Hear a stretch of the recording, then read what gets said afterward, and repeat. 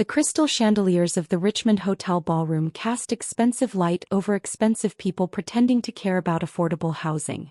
My mother's annual charity gala, the Westfield Foundation's signature fundraiser, was in full swing and I was trapped at the family table writing checks. "Natalie, darling." Mom leaned close, her perfume overwhelming. "The silent auction needs another anchor item. Could you sponsor the Paris weekend package? Just $15,000. I pulled out my checkbook. The same checkbook I'd been using all night. Dinner sponsor, $10,000. Program printing, $3,000. Centerpiece florals, $2,500. Of course, Mom. Her smile was radiant. "You're such a good daughter.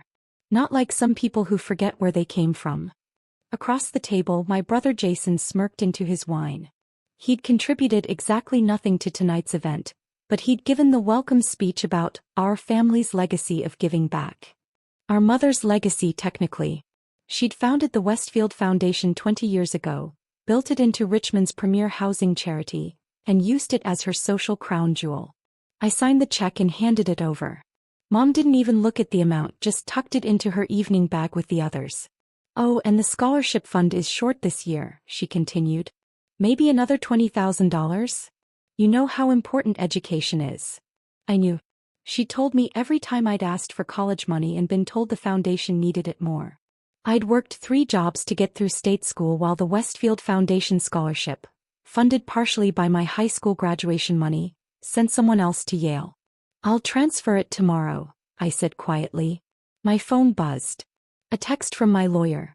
"Board meeting starts in 45 minutes. Documents are ready. Last chance to back out." I texted back. "Proceed as planned." "Natalie." My Aunt Susan waved from across the table. "Your mother tells me you're still doing that nonprofit consulting work. How sweet. Staying close to the family mission." Nonprofit consulting. My cover story. The part-time advisory work I did for other organizations. Work that actually paid me $200,000 a year but that my family had decided was volunteer work, because it was mission-driven. "Something like that," I murmured. "Well, it's good you found something to do with that state school degree." Aunt Susan's smile was practiced pity. "Not everyone can build something substantial like your mother has." Substantial.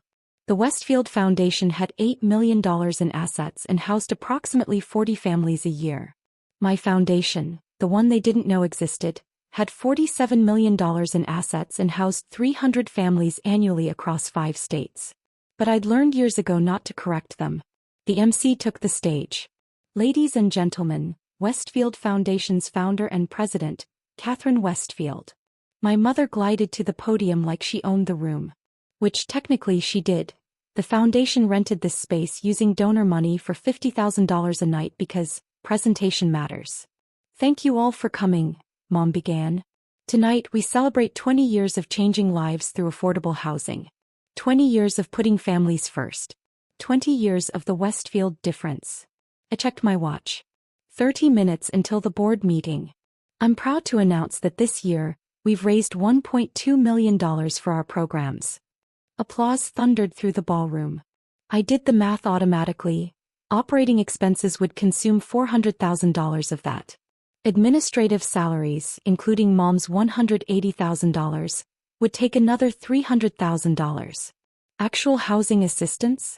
Maybe $500,000 if they were careful. My foundation operated at 91% program efficiency. Westfield was at 42%. And I want to especially thank my daughter, Natalie, for her generous support tonight. Mom gestured to me. "She's written nearly $60,000 in checks this evening alone. That's the kind of family sacrifice that makes this work possible." Everyone turned to look at me.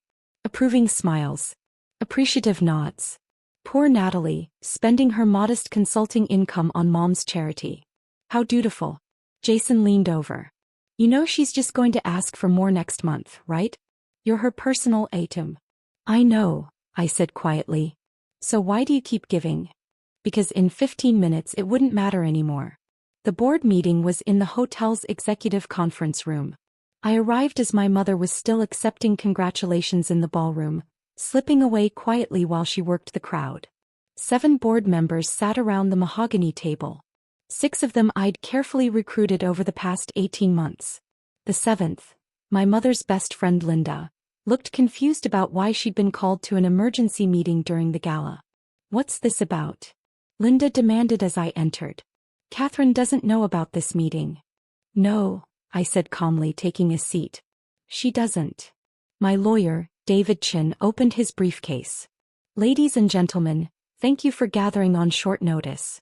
We're here to vote on a matter of foundation governance." Linda's eyes narrowed. "Who called this meeting?" "The board president has to approve." "Actually, any 3 board members can call an emergency meeting per the bylaws. Article 7, Section 3. David slid copies of the bylaws across the table. "I've highlighted the relevant section. I'd written those bylaws myself 6 months ago, when I'd quietly funded a foundation modernization consultant who'd recommended governance updates. Mom had signed off without reading them, thrilled that someone was helping professionalize operations. The matter before you," David continued, "is a merger proposal. The Harmony Housing Initiative has offered to acquire the Westfield Foundation, assuming all assets, programs, and obligations." Linda stood abruptly. "That's insane. Catherine would never agree." "The board votes, not the president.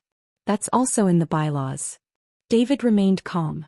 "The Harmony Housing Initiative is offering to maintain all current programs, retain all staff, and inject an additional $5 million in operating capital over 3 years. They've also committed to maintaining the Westfield name for at least 5 years." "Who is this Harmony Housing Initiative?" Linda looked around wildly. "I've never heard of them."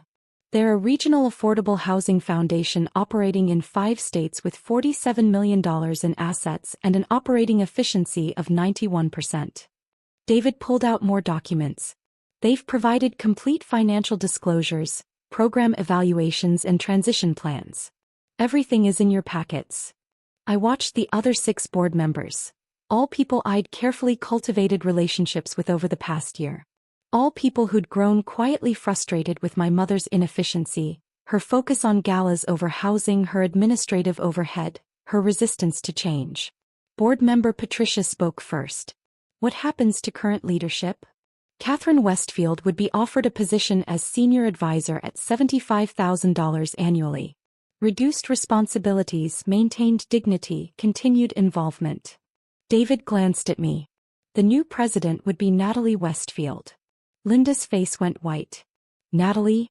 But she's just a consultant. She doesn't have the experience." "Actually," David said smoothly, "Natalie Westfield is the founder and president of the Harmony Housing Initiative. She's run it for 8 years. She's the one making the acquisition offer." Silence crashed through the room. "That's impossible," Linda whispered. "Natalie doesn't have that kind of money. She barely makes ends meet." I spoke for the first time. "I make approximately $400,000 annually from my consulting practice. Actual consulting for major nonprofits, not volunteer work. I've built Harmony Housing from a $200,000 startup to a $47 million operation. We house 300 families a year across 5 states. Our operating efficiency is industry-leading. And we're offering to bring those resources to Westfield's mission." "Why?" Patricia leaned forward. "Why do this? Because my mother built something good that's being run inefficiently. Because families deserve better than 42% program efficiency. Because I've watched her spend $50,000 on a gala venue when that money could house 3 families for a year." I met Linda's eyes. "And because I'm tired of writing checks to fund administrative bloat while pretending I'm barely scraping by." "Catherine will fight this," Linda said. "Catherine doesn't have a vote. The board does." David distributed voting cards. "All in favor of accepting the Harmony Housing Initiative's merger offer?" 6 hands went up. Only Linda abstained. "The motion carries." David gathered the cards. "The merger will be effective in 30 days. Natalie Westfield will assume the role of president. Catherine Westfield will be notified tonight." Linda stood shakily. "She's going to be devastated.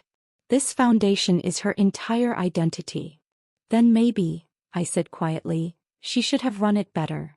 I found my mother in the ballroom, still glowing from the evening's success, surrounded by admirers praising her leadership and vision. "Mom," I said quietly. Can we talk privately? She frowned slightly. I was interrupting her moment, but followed me to a quiet corridor. The board just voted, I said without preamble. The Westfield Foundation is merging with Harmony Housing Initiative. You'll be offered a senior advisor position. I'll be taking over as president. Her face went through several expressions. Confusion. Disbelief. Dawning horror. What are you talking about? What board vote? I didn't authorize. You didn't have to. Emergency board meeting, properly called per the bylaws you signed. Kept my voice level. Harmony Housing is acquiring Westfield. It's done. Harmony Housing. She stared at me. That's your little consulting project, isn't it? The one you do on the side. 3 months later, I sat in my office overlooking the city. Reports from my foundation filled my desk. Harmony Housing was thriving. Real work, real results. It's not a project, Mom, I said. It's a $47 million foundation. I've run it for 8 years while you thought I was just volunteering. I showed her the website, the reports, the data. I've housed 300 families this year. You've housed 40. He stared at my phone, pale. This can't be real. You don't have that kind of money. You drive an old car. You live in a rental. I drive a paid-off car. And I own my condo. I told you it was a rental so you'd stop asking me to move home. I took my phone back. Everything you think you know about me is wrong. You never asked. Why didn't you tell me? She asked. I did. You just never listened. When I started Harmony Housing, you called it a hobby. You told me to write another check for your foundation instead. I didn't mean. You did. You saw me as a backup wallet, not a partner. I paused. I gave Westfield $340,000. You spent it on galas and overhead while I built something that worked. Tears streaked her face. You're taking my foundation. My life's work. I'm saving it, I said. You'd be bankrupt in 5 years. Your costs are too high, your program's too weak, and your model depends on guilt, not results. I softened. You built something good, Mom. But you lost focus. I'll fix that. So you're pushing me out? I'm giving you a role that fits your strengths.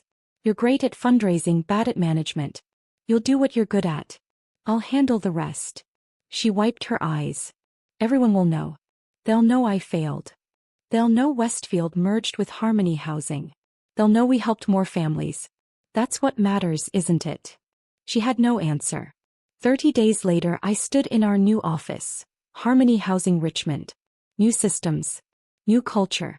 Old name gone. Mom came in quietly. She looked smaller without her title. I've been thinking, she said. You were right. I built Westfield to feel important. The housing part was never first. At least you're honest now, I said. I've seen your numbers, she continued. You're better at this than I was. I had a good example of what not to do, I said. She winced, then asked, is the senior advisor offer still open? Yes, I said. If you actually want to help. I do, she said. I want to learn how you built something real. It wasn't an apology, but it was a start. Hey, I said. We can work with that. 6 months later, Harmony Housing Richmond had housed 90 families. Efficiency was up to 89%. 3 major grants secured.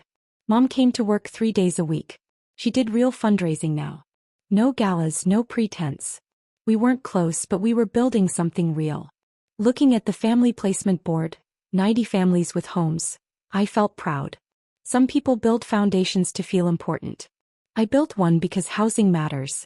That's the difference that changed everything.